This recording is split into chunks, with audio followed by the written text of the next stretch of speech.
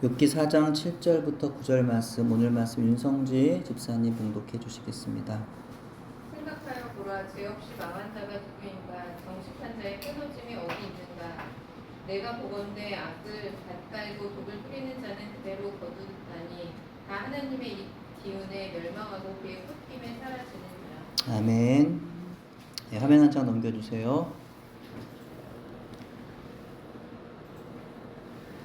네, 욥기는 인생의 가장 해결하기 어려운 두 가지 질문인 죄와 고난에 대해서 욥이라는 한 인물에게 일어난 고통스러운 사건들을 통해 그 해답을 찾아가는 과정을 보여주고 있습니다.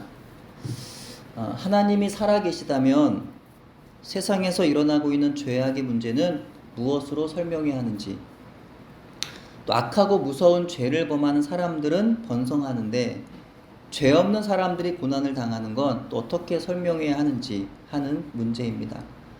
그리고 사람이 당하는 모든 고난은 정말 죄로 인함인 것인지 하는 문제입니다.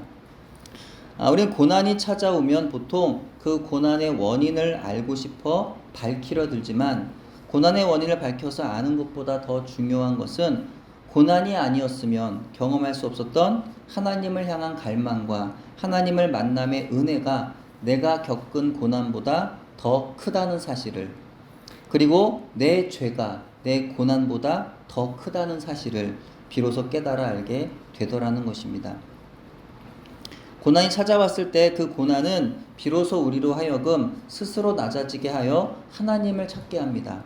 나아가 자기를 돌아보아 나에게 죄가 있진 않은지 점검하게 하고 회개에 이르도록 하는 좋은 기회로 작용하기도 합니다.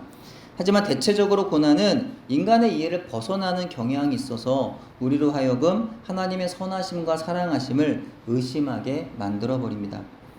그렇기 때문에 존 스토트 목사님은 고난의 정체는 의심할 나위 없는 기독교 신앙 최대의 도전이다. 모든 세대에서 그랬다. 고난의 정도와 빈도는 무작위처럼 보이기에 불공평해 보일 수 있다. 민감한 영혼이라면 하나님의 공의와 사랑이 고난과 조화를 이룰 수 있는지 의문이 들게 마련이다 라고 말씀하셨습니다. 이처럼 살면서 하나님의 의로우심과 사랑하심에 대한 회의에 빠지게 하는 고난의 상황이 누구나 한 번쯤은 있었을 것입니다. 타락하여 죄로 가득한 세상에서 어쩌면 고난이라는 것이 없는 것이 이상한 일인 것도 같아요. 하지만 그럼에도 불구하고 우리는 하나님이 살아계시다면, 하나님이 참으로 사랑이시라면 왜 나를 지금의 고통스러운 상황에서 건져주시지 않는 걸까? 묻지 않을 수 없는 것입니다. 제 인생에서 만난 첫 번째 고난은 아마도 군 생활 중에 벌어진 사건들이었을 것입니다. 군 입대 전 결핵을 앓았을 정도로 당시 몸이 약했던 저는 군 생활을 하는데 많은 어려움이 있었던 데다가 잦은 폭행까지 당하면서 고통스러운 시간들을 보내야 했습니다. 힘들었지만 누구에게도 말할 수가 없었고, 그래서 더 하나님을 많이 찾았던 것 같아요. 정말 신앙이 없었다면 견디기 어려운 그런 상황이었고, 힘든 군 생활을 통해서 비로소 하나님께서 나에게 원하신 일이 무엇인지에 대한 깊은 고민을 많이 할 수 있었습니다. 제 인생의 두 번째 고난으로 기억되는 것은 결혼 이후 아내와 처제들의 계속된 유산의 아픔이었습니다. 아니, 하나님 어떻게 이러실 수 있을까 하는 생각이 들었던 시절이었어요. 아내와 처제들이 임신할 때마다 하나님께 간절히 기도하면서 이번에 하나님께서 이 가정에 은혜를 주실 거라고 믿었지만 번번이 아이가 잘못되어 낙심하기를 반복했습니다. 하지만 그래도 도움을 청할 곳은 하나님뿐이었기에 기도하였고, 처제들에게 자녀가 생기면서 하나님께 감사하게 되었으며, 비록 저와 아내 사이에는 자녀가 없지만 제 삶에 주어진 모든 것들이 그러하듯이 이 역시도 하나님께서 가장 좋은 것을 제게 주신 것이라고 지금은 믿고 있습니다. 세 번째 고난으로 기억되는 것은 교회가 개척되는 과정에서 여러 목사님들에 대한 인간적인 실망을 경험했던 것인데요. 당시 저보다 아내가 더 많이 힘들어했고, 아내 입에서 제 기억으로 아마도 왜 나를 세상에 나게 하셨나요? 차라리 나게 하지 마시죠 라고 하는 욥과 같은 탄식의 기도가 나왔던 시절이었습니다. 하지만 그 고난의 시기가 있었기에 여러분 앞에 다 말할 수 없는 그 고난 속에서의 하나님의 은혜를 경험할 수 있었고, 그렇기 때문에 더욱더 감격적인 개척 예배를 드릴 수가 있었던 겁니다. 네 번째 고난으로 기억된 것은 교회 안에 비성경적인 말들로 저와 아내를 흔들어 넘어지게 만들었던 한 사모로 인하여 벌어진 사건이었습니다. 최근에도까지도 용서할 수 있는 마음을 하나님께 구했지만 여전히 마음 한구석에 풀리지 않는 질문이 있었습니다. 하나님께서 왜 나에게 그런 시간을 허락하셨는지 이해할 수 없었고, 마치 교회를 무너뜨리려는 이단과 같은 행보를 보인 그녀를 용서한다는 것이 말이 안 되는 것 같았기 때문입니다. 하지만 언젠가부터 그 사건마저도 하나님이 나를 하나님의 사람으로 만들어 가시려는 선한 계획 안에 있으셨다는 사실이 깨달아지면서 그때 고난을 이해할 수 있었습니다. 코로나 이후로는 수년간 광야의 힘듦을 말하던 제 입술에서 그 광야도 은혜였음을, 설령 앞으로도 내 삶과 목회 현장이 광야와 같더라도 그곳에 하나님의 말씀이 나와 함께하고 계신다는 사실을 내가 붙들고 있다면, 광야가 히브리어로 미드바르라 하여서 하나님의 음성이 있는 곳, 말씀의 장소라고 하는데, 그렇다면 내 삶과 목회 현장에 광야가 혹 계속될지라도 그리 나쁘지만 않겠다고 하는, 이전에 할 수 없었던 고백이 나오게 되면서 또한 고난을 이해할 수 있었고 비로소 감사할 수 있게 되었습니다.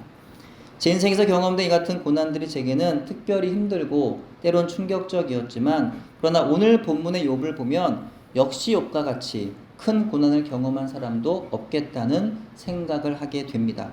아울러 욥과 같이 하나님의 은혜를 크게 경험한 사람도 없을 거라는 생각을 하게 됩니다.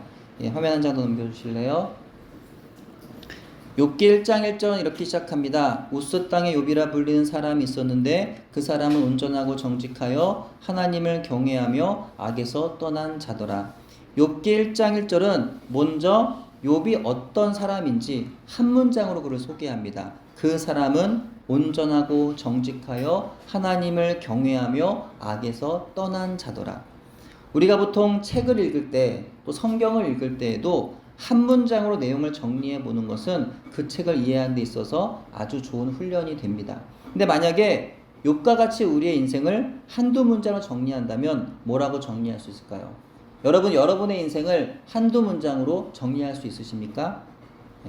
온전한 사람, 정직한 사람, 하나님을 경외한 사람, 악에서 떠난 사람.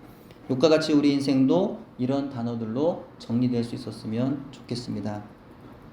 욥은 당시에 매우 부유한 사람이었습니다. 3절의 말씀에요. 그에게 소유물은 양이 7,000마리요, 낙타가 3,000마리요, 소가 500혈이요, 암나귀가 500마리이며 종도 많이 있었으니 이 사람은 동방 사람 중에 가장 훌륭한 자라.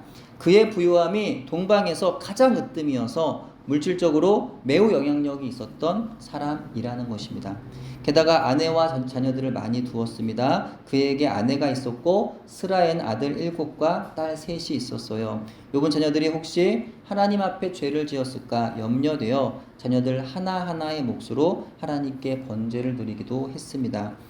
오늘날로 말하자면 걱정할 일이 별로 없는 거예요. 그죠? 가정에 너무 평화롭고 다복한, 오늘날 같으면 믿음의 장로님 가정과 같아 보입니다. 본인은 하나님을 경외할 뿐만 아니라 경제적으로 자리를 잘 잡아서 안정적이고, 자녀들은 신앙적으로 비뚤어지지 않게 믿음 안에서 큰 문제 없이 잘 자라주고 있으며, 온 가족이 늘 하나님을 기쁘게 예배하는 정말 아주 모범적이고 아주 훌륭한 그런 가정의 모습이더라는 겁니다. 근데 이런 분들에게는요, 간혹 시기하는 사람들이 있습니다. 제 생각엔 아마도 욥의 주변에도 그를 시기하는 사람들이 있었을 거라는 생각이 들어요. 어쩌면 이후 등장한 욥의 세 친구들도 순전함으로 하나님께 많은 복을 받은 욥을 시기하고 미워하던 사람들이 아니었을까 하는 추측을 제 개인적으로는 하게 됩니다. 왜냐하면 정말 친구라면 저럴 수 있었을까 싶을 정도로 이후 욥이 어떤 사람인지 모를 리가 없는데 친구라고 한다면, 근데 너무나 심하게 욥을 비난하고 있었기 때문입니다.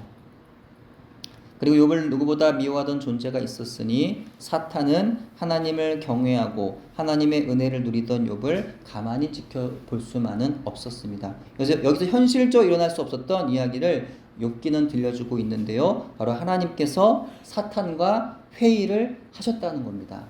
이것은 아마도 그 진짜 일어났다기보다 좀 비유적인 이야기라고 보여지는데 어쨌든 그래서 하나님은 사탄에게 욥을 칭찬하고 계세요. 그와 같이 온전하고 정직하며 하나님을 경외하며 악에서 떠난 자는 세상에 없다. 찾아볼 수가 없다라고 말씀하시면서 이렇게 칭찬을 아주 기분 좋게 하십니다. 그래서 사탄이 대답을 하죠. 1장 9절부터 11절입니다.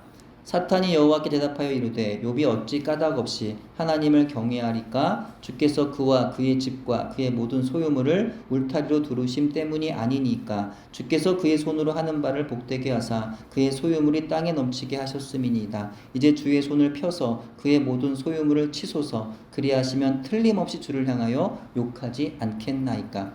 그러자 하나님이 사탄의 요구에 응하셔서 사탄이 욥을 시험하는 것을 허락하세요.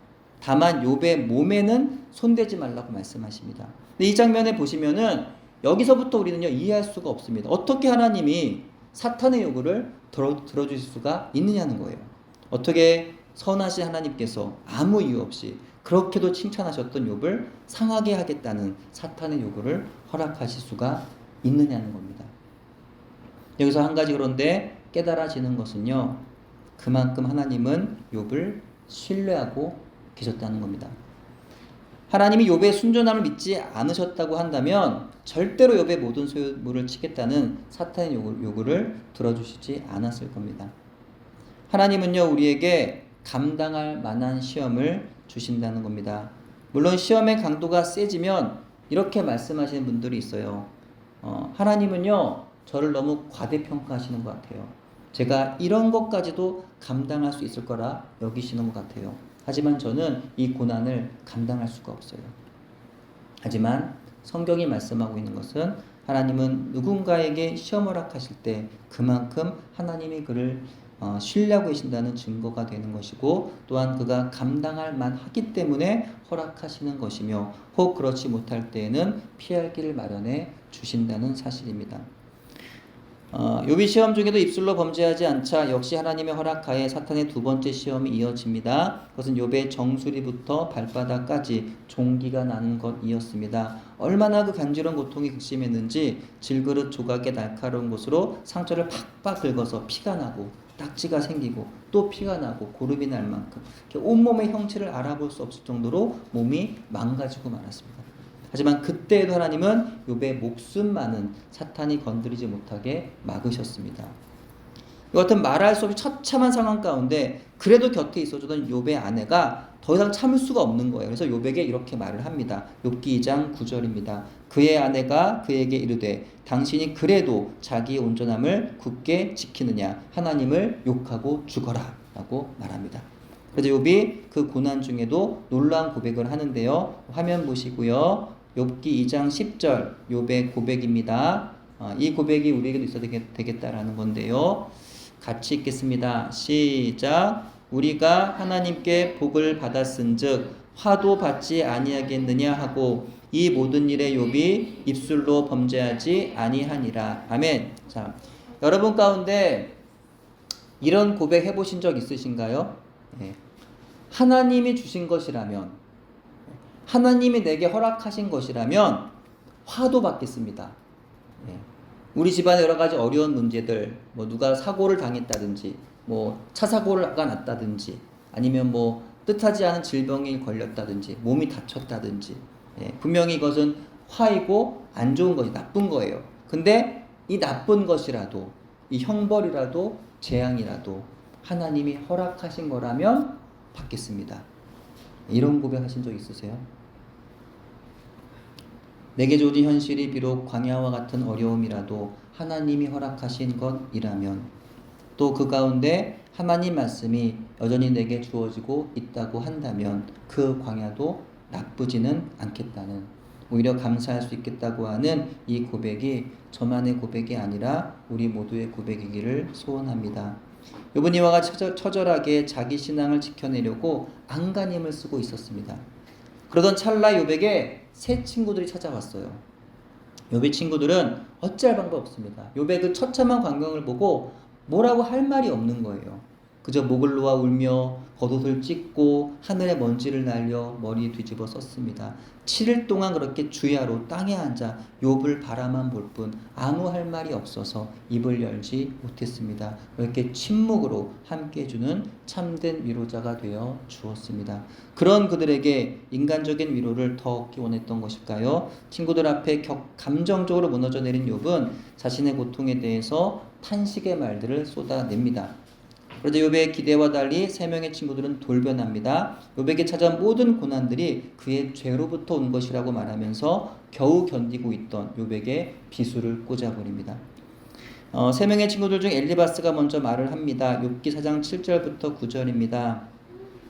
생각하여 보라, 죄 없이 망한 자가 누구인가? 정직한 자의 끊어짐이 어디 있는가? 내가 보건대 악을 밭갈고 독을 뿌리는 자는 그대로 거두나니 다 하나님의 입기운에 멸망하고 그의 콧김에 사라지느니라. 오늘 본문 말씀이죠. 엘리바스는 욥에게요 이렇게 말한 거예요. 죄 없이 망한 자가 누구인가?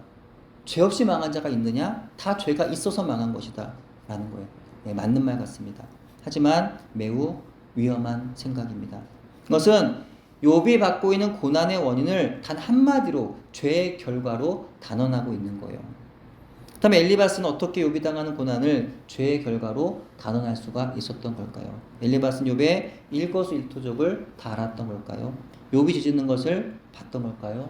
투시의 은사라도 있어서 욥의 나쁜 마음을 꿰뚫어 본 걸까요? 우리가 이미 욥기서 1장에서 살펴보았던 것처럼 또 이후에 욥이 이후에 설명하는 것처럼 욥은 누구보다도 순전하게 살았던 사람이었는데 그다음에 엘리바스는 욥보다 더 깨끗하여 욥의 순전함이 그의 기준에 만족스럽지 못했던 걸까요? 그것도 아니면 혹시 평소에 시기하던 욥이 쫄딱 망했다고 하니까 속으로 고소하게 여기며 욥을 죄인으로 몰았던 건 아닐까요? 부자이자 의로운 욥의 무너짐을 보면서 아이고 욥도 별수가 없구나, 그도 죄인이었어 라고 하면서 조롱함으로 자기를 높이려 했던 것은 아니었을까요? 엘리바스의 말은 대표적인 인과응보와 권선징악의 사상을 담고 있습니다. 이는 절대로 기독교적인 사상도 아니고 하나님 말씀도 아니며 오히려 이방 종교의 사상입니다. 물론 성경에 심은 대로 거둔다라는 말이 있긴 하지만 이 말이 반드시 하나님께서 인간의 행위 그대로 다 갚으신다는 의미는 아닙니다. 만약에 그렇다면, 만약에 정말로 세상의 모든 사람들의 그 행위 그대로 하나님 갚으신다면 이 세상은요 존재할 수가 없어요. 동의하시죠? 그 노아의 홍수와 같은 심판이 수없이 일어나야 했습니다. 그러다가 세상에 남아있을 사람은 아무도 없는 겁니다. 하나님이 하시는 일을 인과응보로 설명할 수 없다는 거죠. 하나님은 악한 자들을 내버려 두심으로 세상에서는 성공하는 것처럼 보이는 경우도 있고 하나님은 경건한 자들을 더욱 믿음으로 세우시려고 고난을 허락하셔서 세상에서는 실패하는 것처럼 보이는 경우도 있는 것입니다.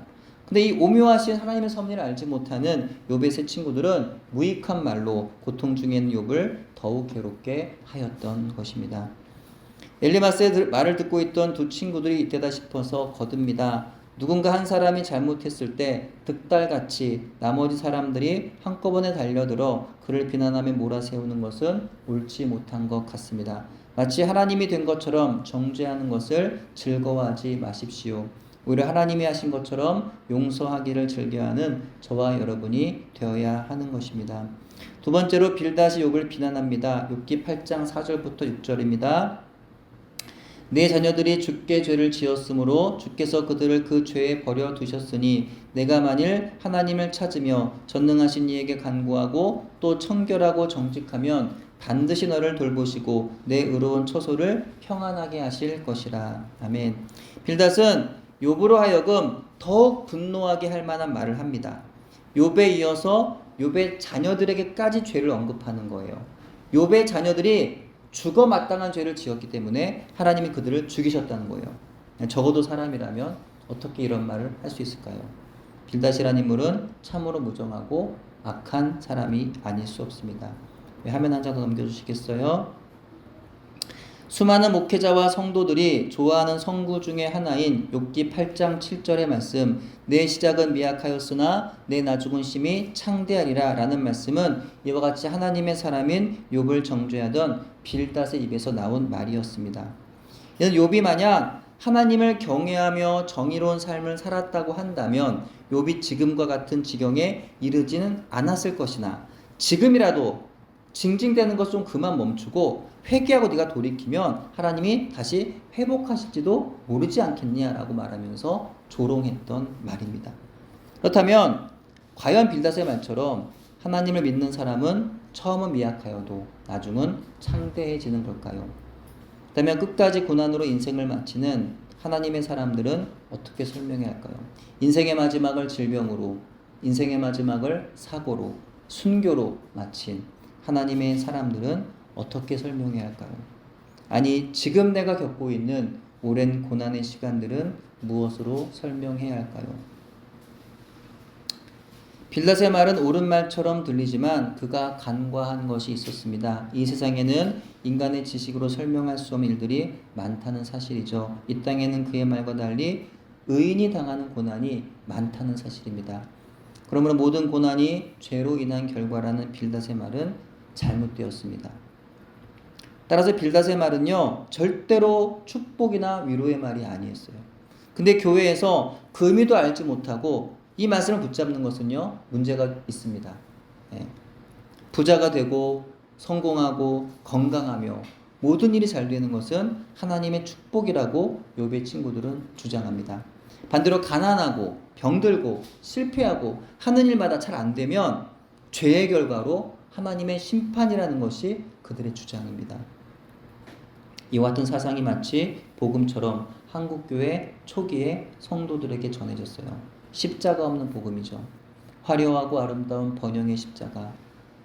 세상에서 성공하여 영향력을 끼치겠다고 하는 성공주의적인 십자가. 이로 인하여 고난과 시련을 통한 낮아짐의 영성, 천국 가는 순례 기간 동안 하나님 말씀을 경험하게 되는 광야의 영성과는 거리가 멀어지게 되었던 것입니다.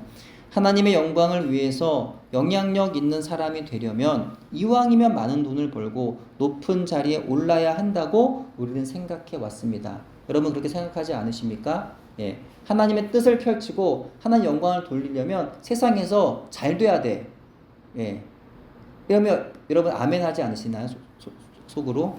예.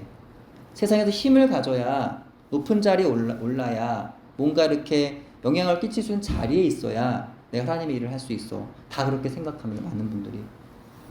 하지만 그것은 결코 우리를 향하신 하나님 말씀이 아니라는 거예요. 하나님의 뜻도 아니라는 겁니다. 이는 그리스도인들의 세속적인 비성경적인 사상입니다.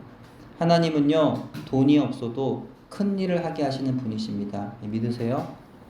네. 하나님은요, 낮은 자리에서도 더 큰 일을 하게 하시는 분이십니다. 예, 믿으십니까? 예, 이 사실이 정말 믿어지면, 예, 돈이 없어도 큰 일을 할 수 있고, 예, 낮은 곳에서도 더 큰 일을 할 수 있다라는 게 믿어지면, 그게 믿어지는 사람은 정말 하나님의 사람이고 그리스도인이라는 거예요. 때문에 만약 여러분 가운데 빌닷이 했던 이 말, 욥기 8장 7절의 말씀, 내 시작은 미약하였으나 내 나중은 심히 창대하리라 라고 하는 이 말씀을 축복의 말씀으로 붙들고 싶은 분이 계시다면 가로 열고 욥기 8장 7절 가로 닫고 그렇게 말하지 마시기 바랍니다. 이것이 하나님 말씀인 것처럼 사용하지 마시라는 거예요. 분명히 쓰더라도 알고 쓰시라는 거예요. 그리고 바라기는 이 본문 말고 욥기 23장 10절의 말씀을 붙드셨으면 좋겠습니다. 다음 화면 같이 한번 읽어볼게요. 욥기 23장 10절 시작. 그러나 내가 가는 길을 그가 아시나니 그가 나를 단련하신 후에는 내가 순금같이 되어 나오리라. 아멘.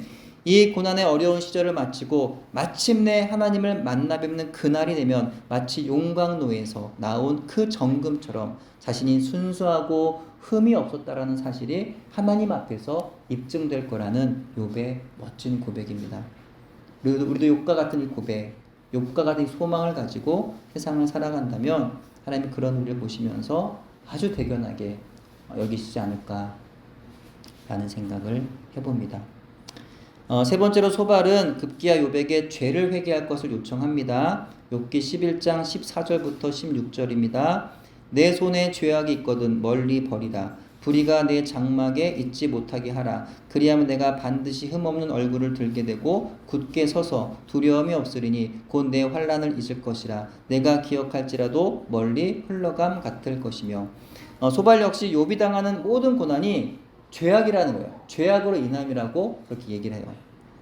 그렇게 하나님의 섭리를 발견하려고 애쓰는 욥을 조롱합니다.